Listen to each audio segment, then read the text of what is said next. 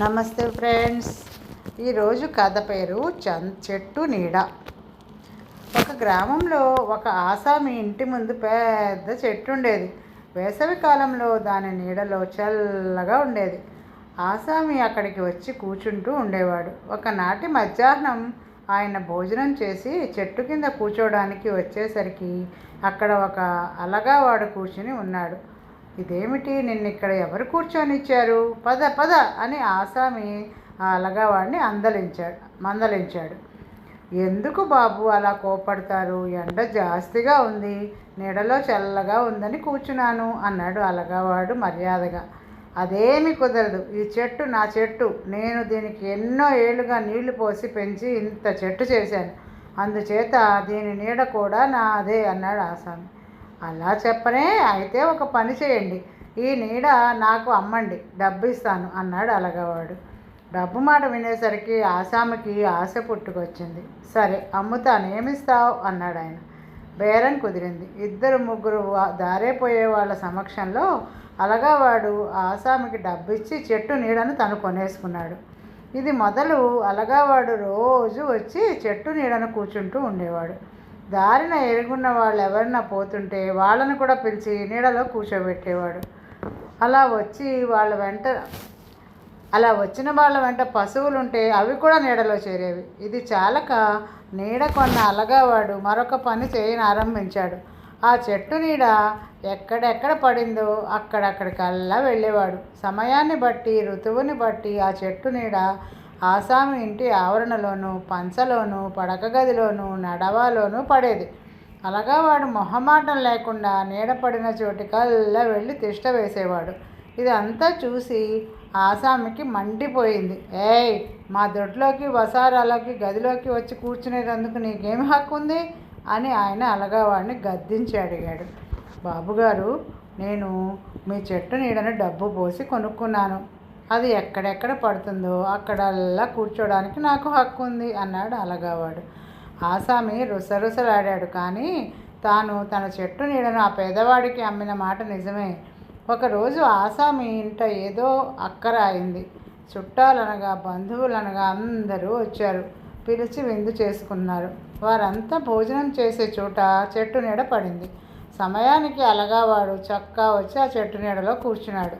వచ్చిన అతిథులకు ఇదేమీ అర్థం కాలేదు. పిలవని పేరంటంగా వచ్చి ఈ మనిషి ఎవడో ఇక్కడ చతికిల పడ్డాడేమిటో అని వారు ఒకరినొకరు ప్రశ్నించుకున్నారు. అలగావాడు తాను నీడ కొనుక్కున్న వైనమంతా వాళ్ళకు చెప్పేశాడు. ఈ వింత సంగతి వింటూనే అక్కడ ఉన్న అతిథులందరూ గొల్లున నవ్వారు. ఆసామికి నలుగురిలోనూ తల తీసేసినట్లయింది. ఆ మర్నాడే ఆయన తన కుటుంబంతో సహా ఆ గ్రామం విడిచి మరో దూర గ్రామానికి వెళ్ళిపోయాడు. నీతి ఏమిటి? చెట్టు నీడ అందరిది, కానీ ఏ ఒక్కరి సొత్తు కాదు. మరొక కథ. ఈ కథ పేరు విత్తనం గింజ. 6వ తరగతి చదివే కిరణ్ ఆ రోజు బడికి రాలేదు. ప్రతిరోజు నియమం తప్పక బడికి వచ్చే కిరణ్ ఆ రోజు ఎందుకు రాలేదో అని మాధవయ్య పంతులు గారికి అర్థం అవ్వక మిగతా పిల్లల్ని ఆరా తీశారు. అందరూ తమకు తెలియదనే సమాధానం ఇచ్చారు. ఆ మరునాడు కూడా కిరణ్ బడికి రాలేదు. కారణం ఏమై ఉంటుందా కనుక్కుందామని బడి వదలగానే మాధవయ్య పంతులు గారు కిరణ్ ఇంటికి దారి తీశారు. కిరణ్ తండ్రి సూరయ్య ఆ గ్రామంలో పేరుకి రైతే కానీ ఉన్న 1 ఎకరంలో వచ్చే ఫలసాయం అంతంత మాత్రమే. భార్యాభర్తలిద్దరూ మిగతా రైతుల పొలాల్లో కూలీలుగా పనిచేస్తారు. పోయిన సంవత్సరం వర్షాలు సరిగ్గా కురవక కరువు పరిస్థితులు ఏర్పడినాయి. వాళ్ళ రెక్కల కష్టంతో అప్పు తీర్చటం మాట దేవుడెరుగు, వడ్డీలు కట్టలేక పూట గడవని కష్టం వచ్చి పడింది. కిరణ్ని పశువులు కాయడానికి పంపితే తిండి గింజలు కొలుస్తానని భుజంగం చెప్పడంతో గత్యంతరం లేక సూరయ్య కొడుకును ఆ పనిలోకి పంపాడు. ఆ విషయం మాధవయ్య చెవిన పడగానే ఆయనకి కోపం వచ్చింది.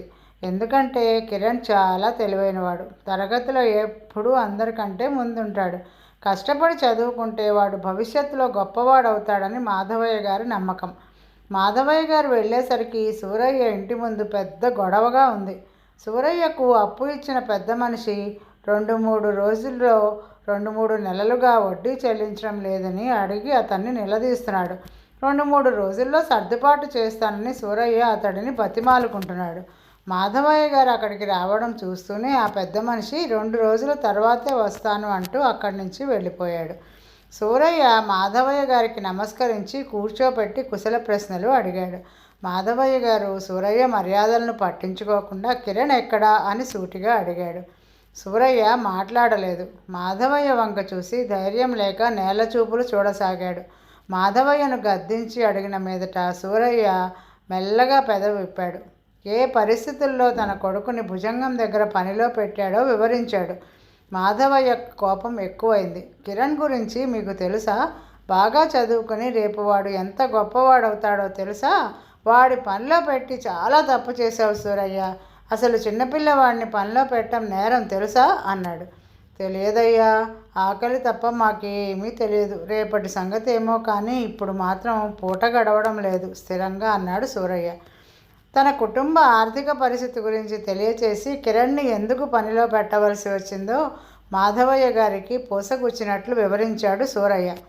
మాధవయ్య గారు రకరకాల ఉదాహరణలతో ఎన్నో విధాలుగా నచ్చచెప్పడానికి ప్రయత్నించాడు. కానీ సూరయ్య నిర్ణయంలో మార్పు రాలేదు. చివరికి తాను కొంత ఆర్థిక సహాయం చేస్తానని కిరణ్ని పని మానిపించి బడికి పంపమని అడిగాడు. కానీ సూరయ్య అందుకు ఒప్పుకోలేదు. చేసేది లేక నిస్సహాయంగా వెనుతిరగబోతున్న మాధవయ్య గారికి వసారాలో పై అరుగు మీద కొన్ని ధాన్యపు బస్తాలు కనిపించాయి. వెంటనే అవేమిటి అని సూరయ్యను అడిగారు. విత్తనం కోసం దాచిన ధాన్యం అయ్యగారు అన్నాడు సూరయ్య. అంత ఆకలినైనా ఓర్చుకుంటారు కానీ రైతు విత్తనం కోసం దాచిన ధాన్యం ఏ పరిస్థితుల్లోనూ తిండికి ఉపయోగించడు. సూరయ్యను ఒప్పించడానికి మాధవయ్యకు మరొక మార్గం దొరికినట్లు అనిపించింది. పూట గడవటం లేదు అంటున్నావే, అక్కడ అన్ని బస్తాల ధాన్యం ఉంది, వండుకుని తినొచ్చు కదా అన్నాడు సూరయ్యతో. మీకు తెలియంది ఏముంది అయ్యగారు, అది విత్తనం కోసం దాచిన ధాన్యం. దాన్ని తింటే రేపు తొలకరికి చేలో విత్తనం ఏమి వేస్తాం అన్నాడు సూరయ్య. అంతలో పశువులు కాయడానికి పోయిన కిరణ్ ఇంటికి వచ్చాడు. మాధవయ్య గారు వాడిని దగ్గరికి తీసుకుని తల నిమురుతూ సూరయ్యను అతని భార్యను కూర్చోమని చెప్పి హితవు పలికాడు. చూడు సూరయ్య, పిల్లలు పుట్టగానే వాళ్ళు మనకి సొంతం అనే భ్రమలో ఉంటాం. దాదాపు వాళ్ళని మన ఆస్తిలో భాగంగా భావిస్తాం. వాస్తవానికి పిల్లలు జాతీయ ఆస్తులు. 1 ఎకరం పొలమున్న నీవే విత్తనం గింజల్ని ఇంట్లో ఇంత జాగ్రత్త చేస్తున్నావే, మరి జాతీయ ఆస్తులైన ఈ పిల్లలు కూడా విత్తనం లాంటి వారే. వారిని మరింత జాగ్రత్తగా పోషించాలి. నువ్వు పొలంలో విత్తనం వేస్తే మొలిచే మొక్క ఏం కాయ కాస్తుందో నీకు ముందే తెలుస్తుంది. కానీ ఈ పిల్లలు అనే మొక్కలు పెరిగి పెద్దవారై జాతికి ఎటువంటి ఫలాలు అందిస్తారో మనం కనీసం ఊహించను కూడా ఊహించలేం. నీ కొడుకు చదువుకుంటే చాలా గొప్పవాడవుతాడు. నీవు ఎందుకు వాడికి కిరణ్ అని పేరు పెట్టావో కానీ వాడు రేపు నీ కుటుంబానికే కాదు మానవ జాతికే వెలుగవుతాడు. వాడి మీద నాకు చాలా నమ్మకం ఉంది. నా మాట విని రేపటి నుండి వాడిని బడికి పంపించు. ఆ మాటతో సూరయ్య మెత్తబడ్డాడు. అతని మనసు సమాధానపడ్డది. భవిష్యత్తు పట్ల చిన్న ఆశ కలిగింది.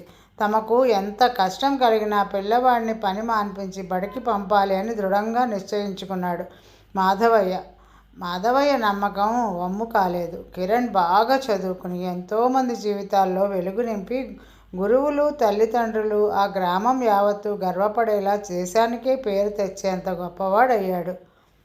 చూసారా, చదువుకుంటే ఎంత ఉపయోగమో. ఈరోజుకి కథ సమాప్తం సకులు. నమస్తే.